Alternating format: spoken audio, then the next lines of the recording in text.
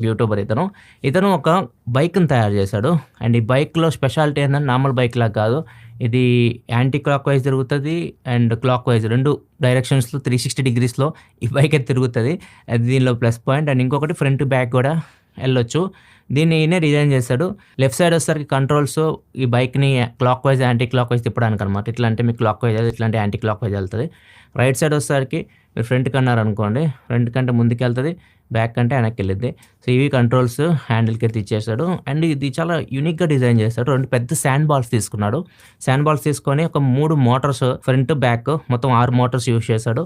ఆ మోటార్స్ మధ్యలోనే ఈ బాల్ అయితే పెట్టేసాడు. అండ్ స్టిక్ చేయట్లేదు దాన్ని. స్టిక్ చేస్తే 360 డిగ్రీస్‌లో రొటేట్ అయితే అవ్వదు. సో, అందుకే దాన్ని అలానే వదిలేసాడు. ఇక ప్రాబ్లమ్ ఏందంటే శాండ్ బాల్స్ ఊడిపోవచ్చు. ఊడిపోయినాయి గూడా వీడియోలోనే చూపిచ్చారు. ఊడిపోతాయి గూడా అవి.